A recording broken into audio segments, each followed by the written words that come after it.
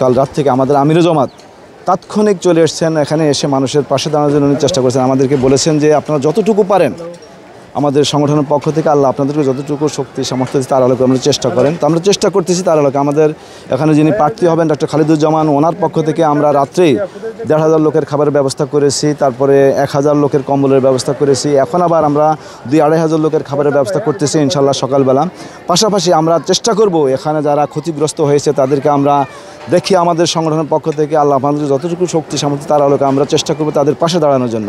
আসলে কোনো রাজনৈতিক দলের একার পক্ষে সম্ভব না। এটা যদি সরকারভাবে উদ্যোগ না নেওয়া হয় তাহলে কিন্তু এই যে মানুষের ক্ষয়ক্ষতি এটা কিন্তু কখনো আপনার কাটিয়ে ওঠা সম্ভব না। এই জন্য আমরা আমাদের ভলান্টিয়াররা সেই আগুন লাগার পরে আমাদের এখানে শত শত ভলান্টিয়ার তারা তাদের এখানে উদ্ধার তৎপরতা চালিয়েছে। একমাত্র স্মার্ট সিটি বসুন্ধরা, আধুনিকতায় এক ধাপ এগিয়ে এবং তাদের মানুষের পাশে দাঁড়ানোর চেষ্টা করেছে। এখানে জাগার যে সমস্যা, এই সমস্যার কারণে কিন্তু কোনো কারণে এখানে ঢুকতে পারে না।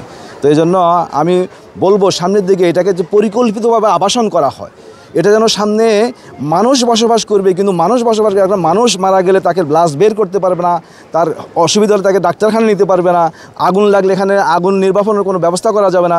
এটা না করে এটাকে পরিকল্পিত একটা আবাসন করলে আমার মনে সবচেয়ে ভালো হয়। আমাদের এই সব ঘর দুয়ার পড়ে গেছে, সব বাড়িঘর সব পড়ে গেছে। হ্যাঁ আইসে জামাতের লোকে খাবার দেওয়া গেলো এসে, আর সান্ত্বনা দেওয়া গেলো এসে। আমাদের এখনো যে মানে কিছু নাই, মানে যারা কাপড় চুপড় নিয়ে পাড়া না পেন্দার কাপড় চুপ না সব মানে সব পলাইছে, যারা দৌড়াইছে না। এখন পর্যন্ত কোনো রাজনৈতিক দল চোখে পড়ে নাই, কিন্তু আজকে সকালবেলা শুধু জামাতের কিছু লোককে দেখলাম যে খাবার বিতরণ করলো। আসছিল খিচুড়ি পাইছিলাম, কিছু নাই, তার সবই তো দরকার। কি দরকার নাই, আমি নিজে ডিউটিতে যাই নাই, নিজে ফুলাফান মাদ্রাসা যায় নাই, অফিসে যায় নাই, কোনো কিছু ব্যবস্থা নাই, বসার ব্যবস্থা নাই, খাওয়ার ব্যবস্থা নাই। রোদের মাঝে বৈশা রয়েছে, এখন খোলা আকাশের নিচে।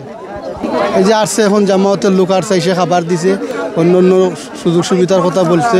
সব পুড়িয়া গেছে, কিছুই বাকি নাই সব।